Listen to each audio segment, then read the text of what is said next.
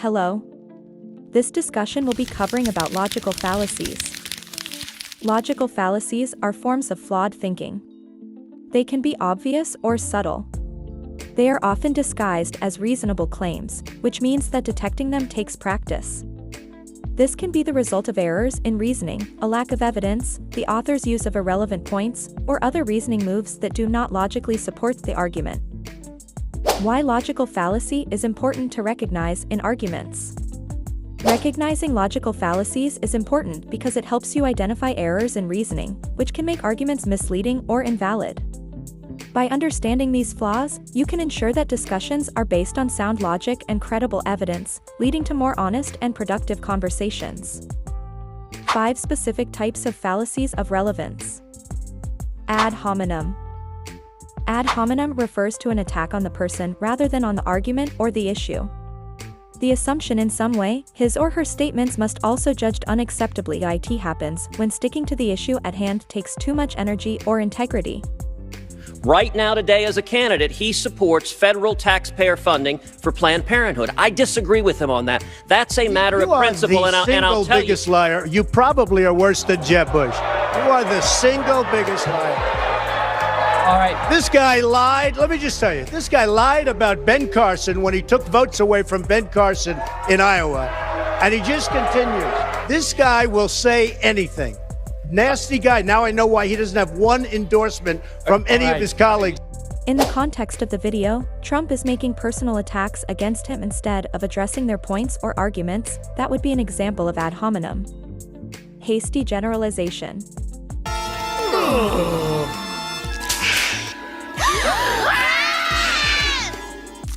Man, those are some funky-looking birds. Oh, oh, you look like a little tiny dinosaur.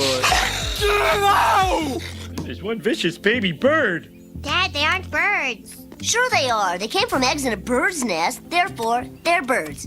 Ixo, fatso. 1, they don't have beaks. 2, they don't have feathers. And 3, they're lizards. A hasty generalization is a logical fallacy where someone makes a broad claim based on a small or unrepresentative sample. It involves jumping to conclusions without sufficient evidence. Red herring. A red herring is a logical fallacy where someone introduces an irrelevant topic to divert attention from the subject under discussion. The goal is to mislead or distract from the main issue by bringing up an unrelated point, which can confuse the audience and shift the focus away from the original argument. If re-elected, would you increase the frequency of garbage pickup? Well, citizen, that's an excellent question, and I thank you for it. I think it's great we live in a town where you can ask questions, because without questions, we just have answers. And an answer without a question is a statement. The complex question fallacy. A complex question fallacy occurs when someone asks a question that presupposes the answer to another question that has not been established or accepted by the other person. I see what's going on. I think I'm still a bad guy, trying to bamboozle my way to freedom. But we've changed.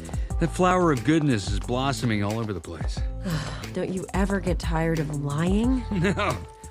I mean, fudge. That was a trick question, right? Appeal to emotions.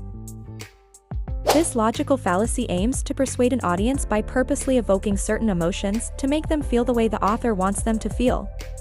Authors make deliberate word choices, use meaningful language, and use examples and stories that evoke emotion. Go ahead, Mr. Quagmire. Look, I know everyone's sitting out there judging me today, but before you do, please know I had it pretty rough growing up. My dad was a military man, so he wasn't around much. And my mom?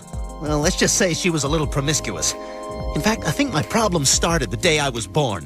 Mr. Quagmire, your story is a sad one, but that doesn't excuse your actions. Insufficient evidence means there isn't enough good information to be sure about something. This fallacy happens when someone reaches a conclusion without having enough good reasons to support it. There are many types of fallacies of insufficient evidence, but we will be sharing some that are commonly used without realizing. I reach into my bag and I take out the only thing that can complete me. And at that point, the whole world came to a stop.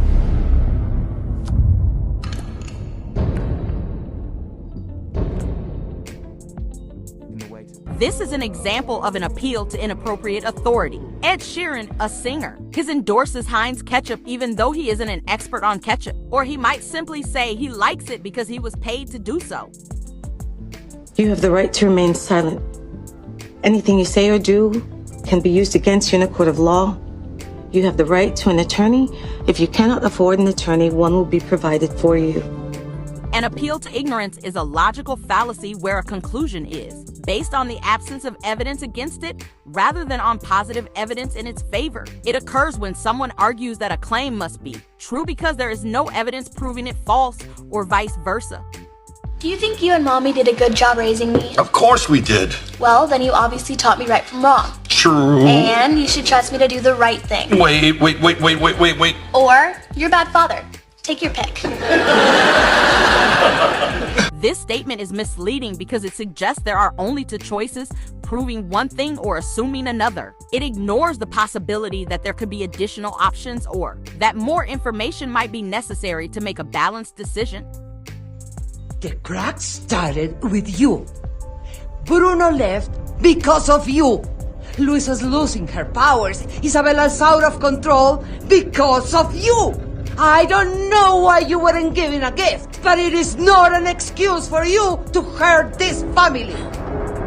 This loaded question situation happens when someone asks a question that assumes something without good reason. This situation takes for granted a fact that might not be true and puts you on the defensive no matter how you respond. Our fridge is broken. We have to get a new one. I checked around and your half is $400. Thanks a lot. I'm not paying for half of that. I'm only staying here until my apartment gets fixed. Look, Rich, my parents bought this fridge just after I was born.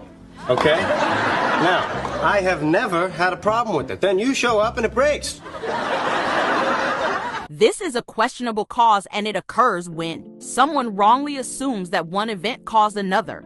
Your ear. Yeah, Bert, I know. You know? Ernie, why is that banana still in your ear? Listen, Bert. I use this banana to keep the alligators away. Alligators? Ernie, there are no alligators on Sesame Street. Right. An example of a controversial topic for both fallacies of relevance and fallacies of insufficient is vaccination. When arguing with someone about vaccination, one might say, "The scientific establishment promotes vaccination only because they are paid by the pharmaceutical industry." This is an example of ad hominem fallacy because it attacks the credibility of the scientific establishment by suggesting they are biased because of money, instead of discussing the actual scientific evidence that supports vaccination. So a correct way to turn this into a valid argument is by having the vaccination recommendations coming from careful studies by independent researchers who weigh the risks, benefits, and importance to look at the evidence and studies that can back it up. Another argument that can be counted is appeal to emotions. An example of this is by saying, Think about the poor children who might suffer from vaccine side effects. We must stop vaccinating to protect them. This argument appeals to emotions like fear and pity, rather than providing logical reasons or evidence against vaccination. So a valid way to construct this into a logical argument is by providing statistical data and scientific evidence about the safety, as well as efficacy of vaccines, rather than relying on emotional appeals.